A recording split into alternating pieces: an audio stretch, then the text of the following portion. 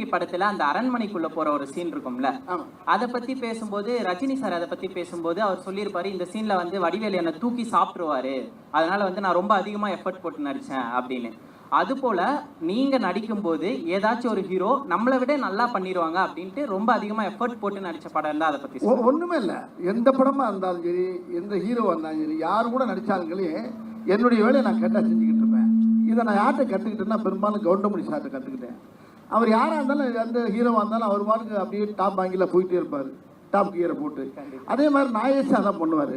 யார் இருந்தாலும் சரி என்னுடைய வேலை கேட்டால் செய்யும்போது அங்கே என்ன அப்படின்னா அது கண்ணுக்கு ஓவர்டாக்காக தெரியும், இல்லை டேமினேஷன் பண்ணுறான்னு தெரியும், என்னமோ தெரியும். அதை பற்றி என்னை பற்றி யாரும் டேரக்டர் என்னை கூப்பிட்டு சொல்ல மாட்டாங்க, வாசாரும் சொல்ல மாட்டாங்க, யாரும் சொல்ல மாட்டாங்க. நான் பாடு செய்கிற வேலையை செஞ்சுட்டு போயிடுவேன் அந்த படத்தில். அந்த மாதிரி காட்சிகள் நிறையா இருக்கும். அதில் சில நேரத்தில் என்ன செய்கிறது, இந்த மாப்பு வச்சுட்டாங்க ஆப்பு இதெல்லாம் எல்லாமே அந்த கிரிக்கெட் பூராமே டைரக்டர் சார் தான். அதில் ரொம்ப எல்லா விஷயமும் அதில் சொல்ல போனோம்னா எல்லா படத்தும் டைரக்டர் தான். என்ன செய்வோம், நான் என்ன செய்வேன்னா அவங்க குழம்ப அப்படி லேசாக குழம்பு வச்சு கையில் கொடுத்துருவாங்க. என் சாரில் கொஞ்சோடு குழம்பு தாளிப்பேன், கடுகு போட்டு கொஞ்சம் தாளித்து கம்மன்னு கொடுக்குறது தான் என்னுடைய வேலை.